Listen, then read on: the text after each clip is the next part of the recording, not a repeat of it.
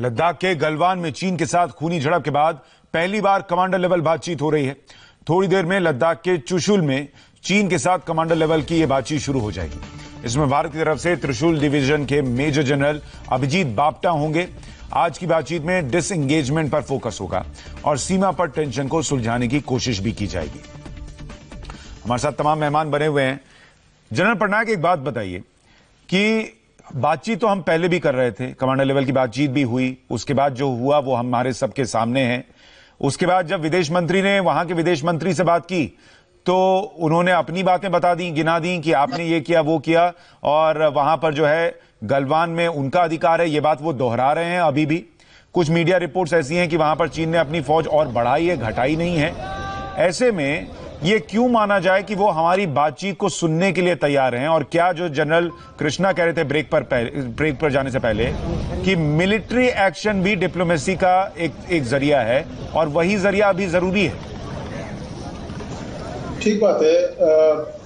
देखिए, ये मसला जो है बातचीत से हल होना जरूरी है। मिलिट्री एक्शन हम कर सकते हैं, उसका जवाब वो देंगे, उसका हल निकलना मुश्किल है। तो ये क्यों ये सक्सेसफुल होगा, इसके दो तीन इसकी बारे में बातचीत में करना चाहूंगा। पहली बात यह है कि जहां पर ये वाकया हुआ है गलवान में पेट्रोल पॉइंट 14 के नजदीक, मुझे यकीन है कि हमने वो पूरा इलाका और जो कार्रवाई थी और जहां पर उन्होंने वो छोटे मोटे स्ट्रक्चर्स बनाए थे उसको वीडियोग्राफ किया होगा। तो जब ये टॉक्स होती हैं उसके दौरान ये प्रूफ दिया जाएगा। जब भी हम वीडियोग्राफ करते हैं तो फोटो के अंदर डेट आती है, लैटिट्यूड लॉन्जिट्यूड आती है, और वो मैप पे आप प्लॉट करके आप जब देखेंगे तो किसी को कोई शक नहीं होना चाहिए कि आप यहाँ थे या वहां थे। उन्होंने इल्जाम लगाया था कि हम उनके इलाके में जाके हमने मारपीट की, जो कि गलत था, जबकि हम बोल रहे हैं कि ये LAC के उस तरफ गए ही नहीं और इसी तरफ बैठे रहे, इसीलिए उनको जाके समझाने के लिए उसी हिसाब बेचारे गए थे। तो जब ये बातचीत के दौरान इस बात पे क्लैरिटी आएगी तब वो थोड़ी आगे बढ़ सकती है। लेकिन चीन का रवैया जो अभी है वो आक्रामक है और हमें भी उनके साथ में फर्मली बात करनी पड़ेगी। और मैं ये भी मानता हूं कि उनके कमांडर और हमारे कमांडर गलवान नदी के उस इलाके में जहां पर ये झड़प हुई है उस इलाके में जाके भी उन्होंने पर्सनली देख के बातचीत की है। अब वो अड़ियल होने की वजह से जो है मानने को तैयार नहीं है, लेकिन जब प्रूफ देंगे, और ये समझिए कि अगर ये प्रूफ मीडिया में जाता है और चारों तरफ फैलता है तो उसका क्या अंजाम होगा, उसके ऊपर ये उन्हें सोचना पड़ेगा। सर, मैं थोड़ा सा आपको माफी के साथ रोक रहा हूं। इस वक्त हवलदार सुनील कुमार जी को आखिरी सलामी दी जा रही है, वो तस्वीरें दर्शकों को दिखा रहा हूं।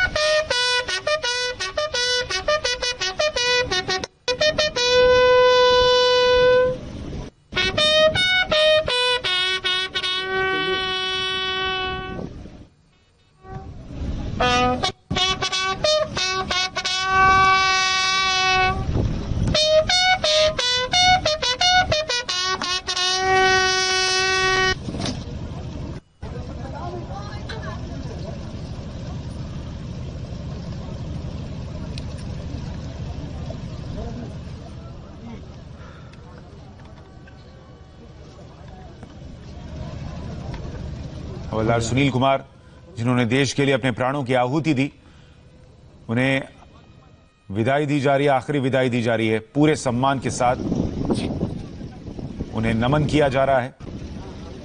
बीटा से ये तस्वीरें आ रही हैं, बिहार रेजिमेंट के वो, जहां पर बीटा में उनका आखिरी सफर इस वक्त आप देख रहे हैं। जनरल पटनायक, अब आप अपनी बात पूरी करें। माफी चाहूंगा, आपको रोकना पड़ा था। जी, मैं एक और बात आपको बस सुनाना चाहता हूं। वो ये है कि जो मिलिट्री एक्शन की बार बार आप बात कर रहे हैं, ये ग्राउंड फोर्सेस की रणनीति के मुताबिक होगी। लेकिन अगर आप बहुत ही फोर्स करके पूछना चाहते हैं तो मैं आपको उदाहरण दे सकता हूं। उदाहरणार्थ, उनकी जो पेट्रोलिंग हमारे गैर पेट्रोलिंग के इलाके में आती है, जिसमें उन्हें नहीं आना चाहिए, उन पे घात लग सकता है, कैजुअल्टी होंगी।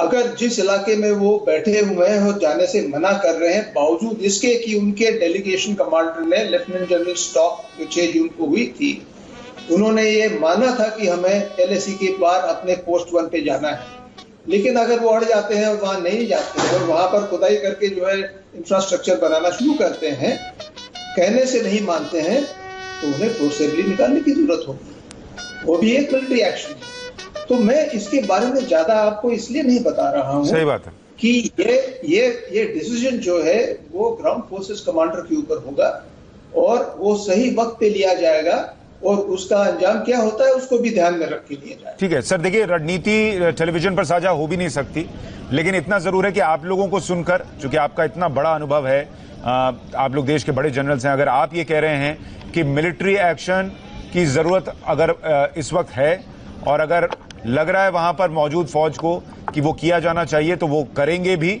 और सही तरीके से अपने हिसाब से करेंगे और उसमें कैजुअलिटीज होंगी तो उससे भी नहीं घबराने की जरूरत है।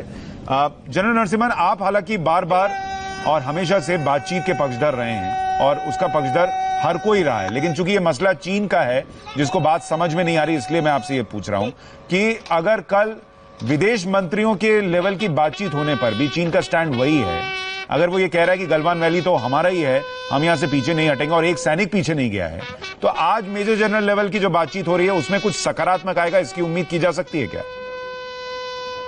ये मैं आपको ये बताना चाहूंगा, मेरा कहने का मतलब ये नहीं था कि हम मिलिट्री ऑप्शन जो है उससे या झिझकते हैं या वो कर नहीं सकते, वो बात नहीं है।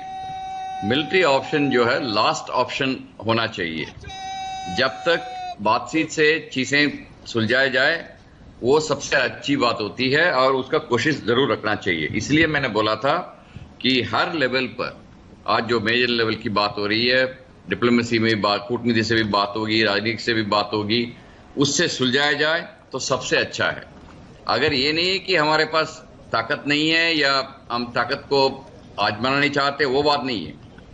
ये सबसे आखिरी ऑप्शन है, क्योंकि इसका जो प्रभाव जो है ना कि सिर्फ कैजुअलिटीज की तरफ होता है, कंट्री का, हमारा देश का जो आर्थिक स्थिति है उसके ऊपर भी काफी फर्क पड़ता है। सर ये कैसे तय होगा कि हम लास्ट ऑप्शन पर आ गए हैं सर? अभी नहीं आए? अभी फिलहाल तो मेरे विचार में फिलहाल तो अभी तक नहीं पहुंचे। अभी भी समय बाकी है, कोशिश बाकी है। अगर वो सब नहीं होने पर मिलिट्री ऑप्शन के बारे में सोचा जाएगा। मिलिट्री ऑप्शन में भी ये नहीं कि सिर्फ लड़ाई ही करनी है, उसमें भी कई किस्म के तरीके हम अपना सकते हैं जिसके जरिए चीन के ऊपर हम प्रेशर डाल सकते हैं। उसके बारे में मैं जरूर ये यकीन मानूंगा कि हमारा जो आर्मी हेडक्वार्टर है, आर्म फोर्सेज हेडक्वार्टर, वहां पर इसका कार्रवाई चल रही होगी।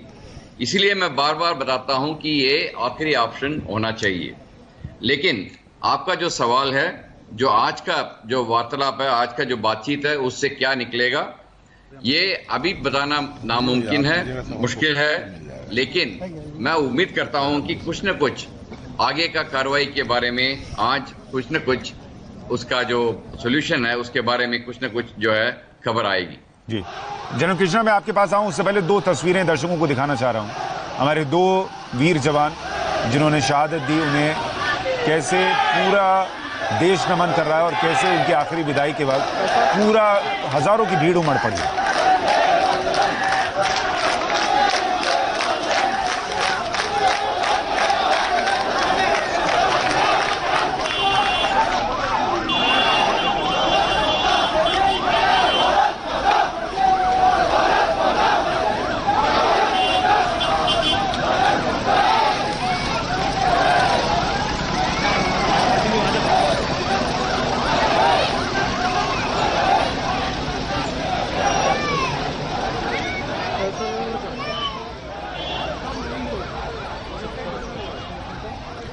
तस्वीरें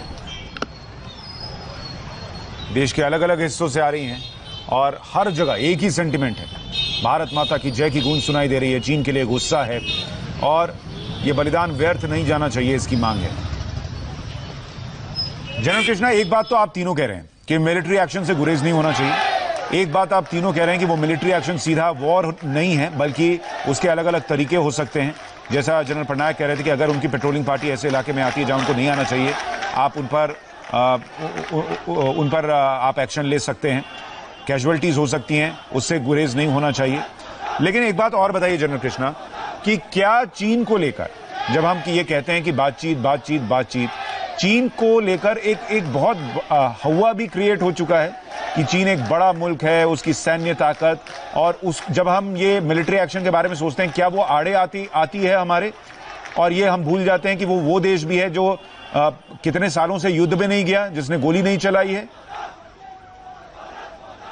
बिल्कुल सही बोला आपने, बट एक चीज आज के डिस्कशन में बड़ा उभर के आया है कि बातचीत जरूरी है, ये तो इसको कोई डिनाई नहीं कर रहा है, लेकिन साथ ही साथ आपको मिलिट्री एक्शन के लिए तैयारी करनी पड़ेगी, और मिलिट्री एक्शन के बहुत सारे तरीके होते हैं, वो हम डिस्कस नहीं करेंगे। तो ये चीज तो अभी एकदम ठीक हो गया, बट इसके अलावा भी हमारे पास बहुत सारे रास्ते हैं। अभी आपने देखा है कि चाइना एक हमेशा ही एक्सपेंशनिस्ट पॉलिसी अडॉप्ट करता रहा है। मंगोलिया का टेरिटरी खा गया, वो तुर्कमेनिस्तान का टेरिटरी खा गया, रशिया का टेरिटरी खाने की कोशिश की थी उसूरी रिवर के पास, तो वहां उनको चपेट में आ गए वो। उसी तरह से इंडिया के अंदर ये घुस रहा है, कभी अरुणाचल में घुस जाता है, कभी सिक्किम में घुस जाता है, कभी अभी वो गलवान में बैठा हुआ है। तो ये उनका एक एक्सपेंशनिस्ट पॉलिसी रहा है। ना इंडिया को करना क्या चाहिए, आपने सुना होगा कि एक एग्रीमेंट है call the United Nation commission law of seas, इसके हम मेंबर हो चुके हैं, और इसी का एक और हिस्सा है इंटरनेशनल कॉन्टिनेंटल सेल्फ कमीशन, उसके लिए हमने अप्लाई किया है।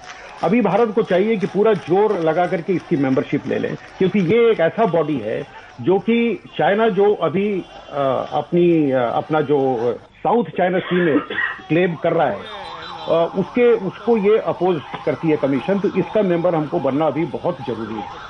अभी चाइना का BRI आपने सुना होगा, border road initiative, belt road initiative जो है, इसी के लाइन पर एक यूनाइटेड नेशन का है ब्लू डॉट नेटवर्क, इसके बारे में अभी ज्यादा बातचीत हुई नहीं है, और हम इसके बहुत ही प्रोमिनेंट पार्टनर बन चुके हैं, प्रिंसिपल पार्टनर है। हमको अभी ये यूनाइटेड नेशन के साथ मिल करके इसको अभी एक्सटेंड करना चाहिए साउथ ईस्ट एशिया में, और साउथ ईस्ट एशिया में जब ये एक्सटेंड हो जाएगा तो चाइना का इकोनॉमी और ये जो इनका BRI और ओबोर ये सब इनिशिएटिव है, ये बहुत हद तक कॉम्प्रोमाइज हो जाएगा। तो जहां तक हम मिलिट्री एक्शन और बातचीत की बात करते रहते हैं, वो जस्ट एक हिस्सा है, बहुत तरीके हमारे पास हैं जो चाइना को डील करने के। आपने सुना होगा अभी ईस्ट तुर्किस्तान लिबरेशन ऑर्गेनाइजेशन का, हम कभी उसके बारे में बात नहीं करते हैं। वो सप्रेस्ड लोग हैं वहां पर जिंजियांग में, अभी उनको भी सांस लेने की आजादी उनको चाहिए, तो वो भी एक है। आपने सुना होगा 1 मिलियन मुस्लिम्स को उन्होंने कंटेनमेंट कैंप में डाल रखा है और टॉर्चर कर रहे हैं, कोई इनके बारे में बात क्यों नहीं करता है? पाकिस्तान में दम नहीं है, आई एग्री, क्योंकि पाकिस्तान उनसे भीख लेता रहता है, वो कभी इसके बारे में बोल नहीं सकेगा। इमरान खान से जब पूछा गया इसके बारे में तो बोला कि मेरे को तो पता ही नहीं है, लेकिन बाकी भी तो OIC है जिसमें 56 मेंबर्स हैं पाकिस्तान को छोड़ करके। तो ये जो वहां पर इनको पीड़ित किया जा रहा है वहां के मुस्लिम्स को, हम सर वो जो हम चीन के हौवे की बात कर रहे थे ना सर, मुझे तो लगता है वो पूरी दुनिया पर है, और इसलिए कई बार लोग बोलने के पहले सोचते हैं कि चीन के लिए कैसे बोलें, चाहे वो पूरी दुनिया में फिर बात करते फिरते हों कि मुसलमानों पर क्या हो रहा है और नहीं हो रहा है, लेकिन चीन में जो होता है वो उनको नहीं दिखता है। मैं इस पर आऊंगा सर, थोड़ी और चर्चा करेंगे, एक छोटे से ब्रेक ले रुक रहे हैं, ब्रेक के उस पर हमारे साथ टी राघवन हमारे सहयोगी भी जुड़ेंगे, उनसे भी बातचीत करेंगे। आखिरी विदाई वहां पर कर्नल को दी जा रही है, उस पर भी हम लौटेंगे एक छोटे से ब्रेक के बाद।